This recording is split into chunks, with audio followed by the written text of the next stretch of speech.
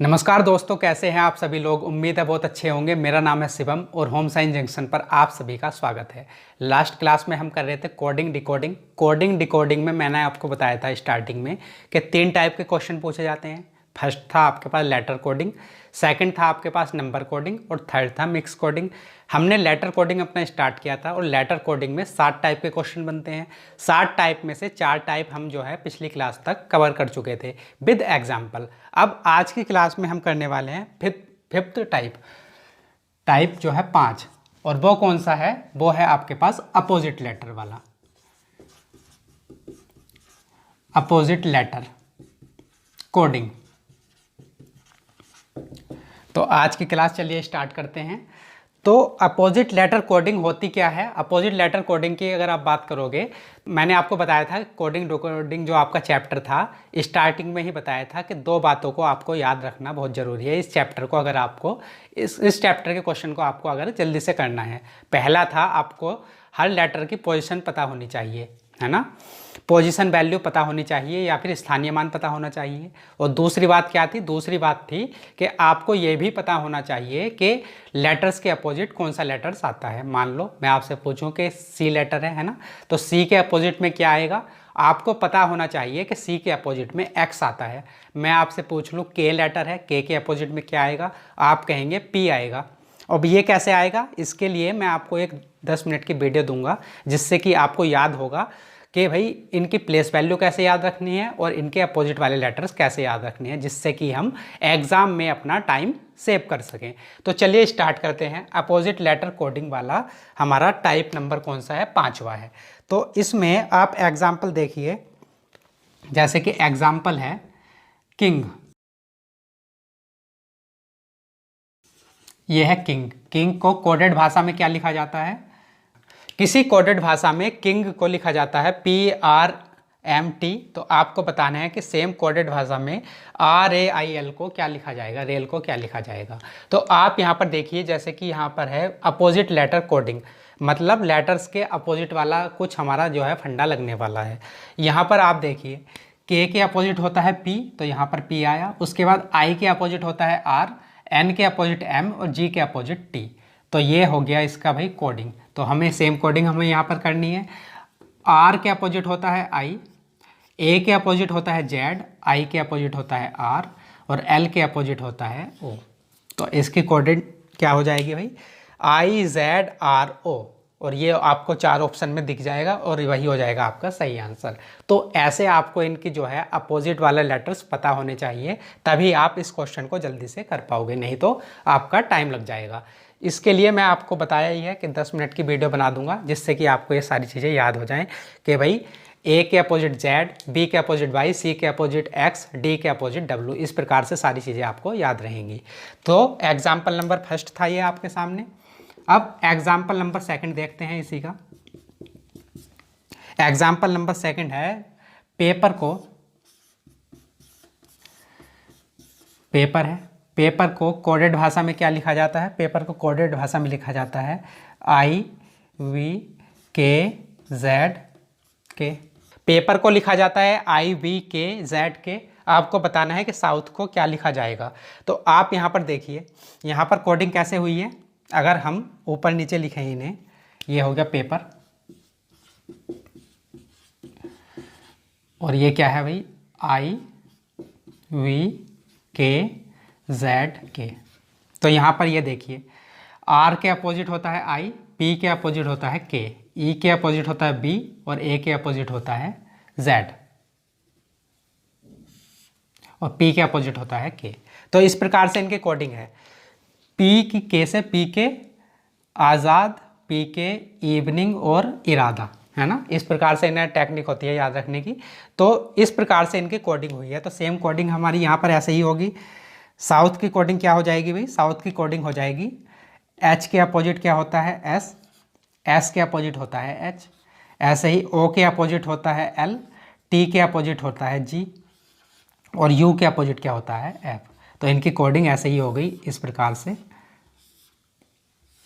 ये तो साउथ की कोडिंग क्या हो गई हमारी? साउथ की कोडिंग हो गई SGFLH। समझ में आया होगा उम्मीद है।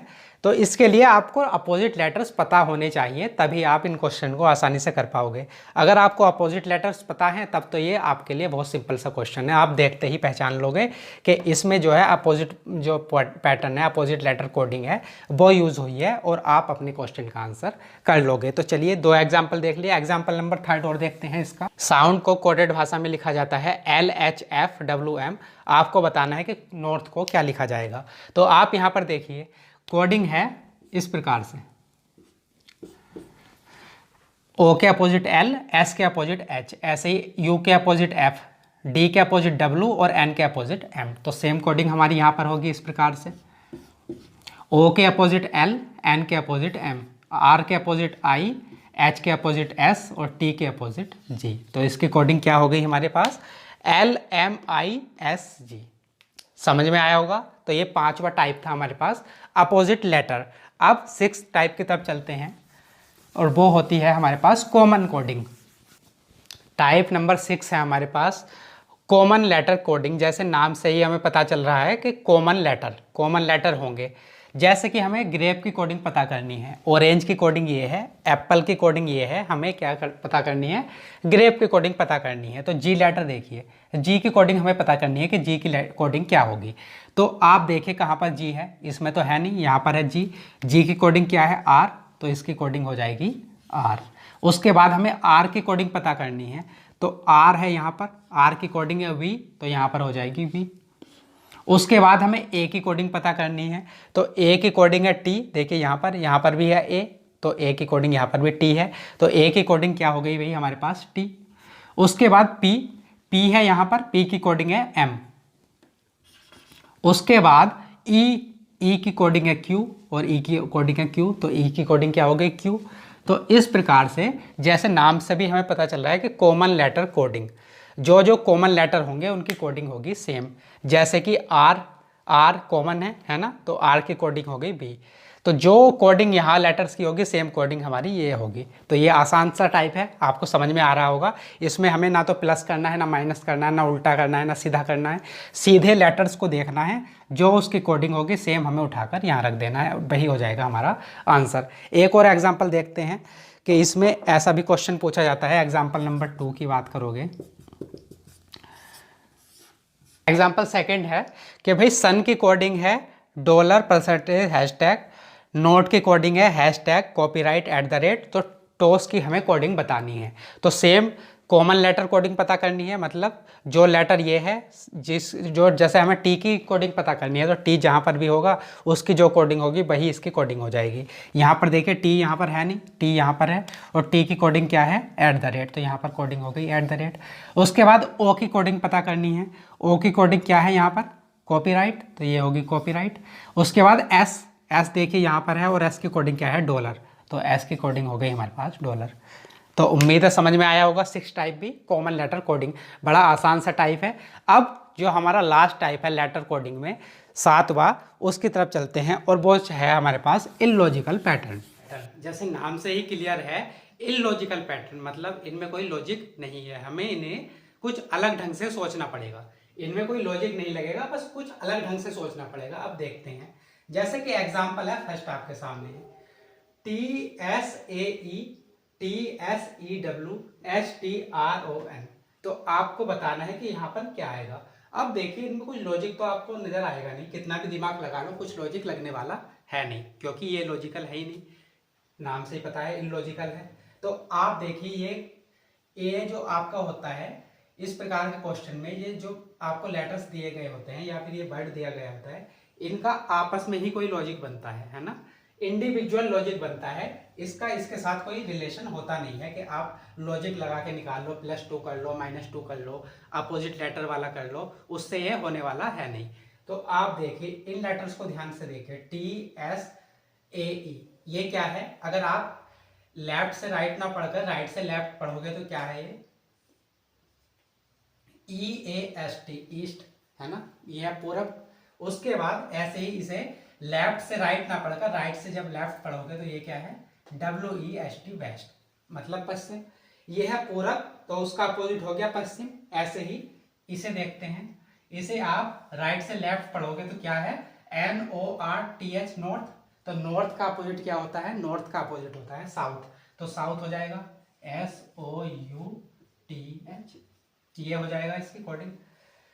तो इसमें कोई लॉजिक नहीं था, बस आपको यहाँ ध्यान से देखना था कि भाई इनमें क्या पैटर्न बना होगा, क्या ये शब्द हो सकता है। हमने जब राइट से लेफ्ट पढ़ा तो हमें पता चला कि ये जो है ये दिशाएं हैं, 4 दिशाएं हैं। कैसे, पूरब, पश्चिम, उत्तर, दक्षिण, ईस्ट, वेस्ट, नॉर्थ, साउथ, है ना। तो ये हो गया आपका एग्जाम्पल नंबर 1। अब सेकंड एग्जाम्पल देखते हैं। सेकंड एग्जाम्पल आपके सामने है LREAYETLADCLO। आपको बताना है कि आगे क्या आएगा।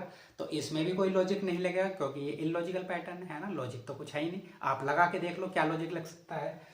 तो ये है LREAY। जब आप इन लेटर्स को ध्यान से देखोगे तो इससे कोई शब्द बनेगा, और वो शब्द क्या है, EARLY, अर्ली, है ना। शब्द बना हमारे पास EARLY, अर्ली। अब इसे देखोगे तो इससे क्या बनेगा, LATE, लेट, LATE, लेट।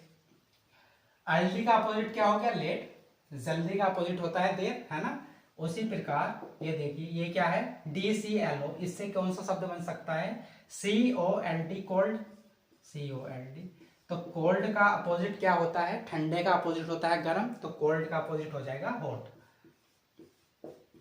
तो आपको ये बनाने नहीं है कि मतलब आपको ये याद रखना पड़े कि भाई अपोजिट लेटर भी याद रखने पड़ेंगे, ये भाई एंटोनिम्स याद करने पड़ेंगे, सिनोनिम्स याद करने पड़ेंगे, इसकी जरूरत नहीं है। क्यों, क्योंकि आपको तो 4 ऑप्शन एग्जाम में दिए गए होंगे, उसमें से ही आपको अपना जो है आंसर लगाना है। जैसे कि आपको क्वेश्चन कितना दिया जाएगा, ऐसा दिया जाएगा, ये हो गया LREAYETLADCLO, और आपको यहाँ पर पूछ लेगा कि यहाँ पर क्या आएगा। उसके बाद आपको 4 ऑप्शन दिए जाएंगे, A, B, C और D। आपको बताना होगा कि यहाँ पर क्या आएगा। तो यहाँ पर एक तो लिखा गया होगा हॉट, दूसरा लिख देगा कोट, और तीसरा लिख देगा HTCL। इस प्रकार से कुछ लिख देगा, कुछ भी लिख देगा। आपको बताना है कि भाई ए ऑप्शन हो जाएगा आपका करेक्ट ऑप्शन। क्यों, क्योंकि ये था अर्ली, अर्ली का अपोजिट लेट, कोल्ड, कोल्ड का अपोजिट हॉट। हॉट को ऐसा भी हो सकता है कि ऐसे क्लियर क्लियर ना लिखे, हॉट को ऐसे भी लिख सकता है, कैसे, TOH, जैसे ये लिखे गए हैं, है ना। ये कोई क्लियर थोड़ी ना लिखा गया था कोल्ड, आपको पहचानना पड़ा COLD। तो ऐसे ही हॉट को क्लियर ना लिखकर कैसे लिखा जा सकता है, TOH। तो इससे क्या बन जाएगा, HOT, हॉट। इस प्रकार से आपको एग्जाम में दिया गया होगा, आपको ये याद करने की जरूरत नहीं है। तो चलिए अगले एग्जाम्पल की तरफ चलते हैं। Example number 3। एग्जाम्पल नंबर 3 में देखिए ये है OTTFFSSEN, और आपको बताना है कि यहाँ पर क्या आएगा। तो जब आप यहाँ पर देखोगे तो यहाँ पर भी कोई लॉजिक तो लगने वाला नहीं है, और देखने में कितना खतरनाक सा क्वेश्चन है, देखिए कितना खतरनाक क्वेश्चन है। लेकिन ये क्वेश्चन है आसान, अगर आपकी समझ में आ जाए तो बहुत इजी क्वेश्चन है। कैसे, ये क्या है, ये संख्याएं लिखी गई हैं, वो भी इंग्लिश में, 1 2 3 4 5 6 7 8 9, और बाद में आएगा 10, है ना। ये हो गया 1 का O, 2 का T, फिर 3 का T, फिर 4 का F। इस प्रकार से पहले लेटर लिए गए हैं। जैसे 1 2 3 का फर्स्ट लेटर ले लिया हमने, 1 2 3 4 5 6 7 8 9, और फिर 10 का T ले लिया। तो इसलिए यहाँ क्वेश्चन मार्क में क्या आएगा, T आएगा। लास्ट और अपना जो है एग्जाम्पल लेते हैं, एग्जाम्पल नंबर 4th एग्जाम्पल है IVXL क्वेश्चन मार्क DM। आपको बताना है कि यहाँ पर क्या आएगा। तो आप जब यहाँ पर देखोगे तो ये भी आपको लॉजिक कोई नजर आएगा नहीं, लेकिन ये क्या है, ये है रोमन संख्याएं लिखी गई हैं। होती है ना हमारे पास रोमन संख्याएं, कौन सी, first, second, third, fourth, fifth. इस प्रकार से रोमन संख्याएं जो होती हैं वही यहाँ पर लिखी गई हैं। और ये क्या क्या संख्याएं हमारे पास हैं, ये है आई मतलब फर्स्ट वाला होता है ना, या फिर इसे हम ऐसे लिख लें तो ये है 1। उसके बाद है वी होता है हमारे पास 5। ये है 1 5 10 50 100 500 और ये 1000। ये इस प्रकार से संख्याएं लिखी गई हैं।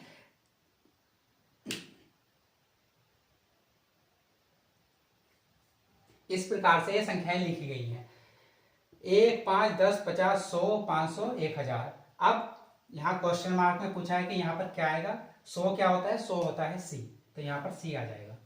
तो ये थी रोमन संख्याएं। उम्मीद है आपको समझ में आया होगा इलॉजिकल पैटर्न। इसमें कोई लॉजिक नहीं है, ये जो आपको एग्जाम में देखने को मिलते हैं ना कि भाई समझ में ही नहीं आया कि कैसे क्वेश्चन, हर लॉजिक लगा के देख लिया लेकिन हम अपने आंसर तक नहीं पहुंचे, तो ये वही क्वेश्चन होते हैं इलॉजिकल पैटर्न वाले। इनमें लॉजिक नहीं लगाना होता, कुछ अलग ढंग से सोचना होता है। तो लेटर कोडिंग के हमने 7 के 7 टाइप कवर कर ली है ना, एग्जाम्पल के थ्रू देख लिया। अब कल की जो क्लास होगी ये 7 के 7 जो टाइप हैं हम इनके मिक्स क्वेश्चन करेंगे और मैं आपको बताऊंगा कि इन्हें हमें सॉल्व कैसे करना है। अब आप कहेंगे ना कि 7 टाइप हैं, 7 टाइप में से इतने सारे टाइप है, हमें पता कैसे चलेगा कि कौन से टाइप का क्वेश्चन है, तो वो भी मैं आपको बताऊंगा कि वो कैसे पता करना है कि कौन से टाइप का क्वेश्चन है और उसे कैसे सॉल्व करना है। तो कल की क्लास में हम करेंगे क्वेश्चन प्रैक्टिस। तब तक के लिए नमस्कार।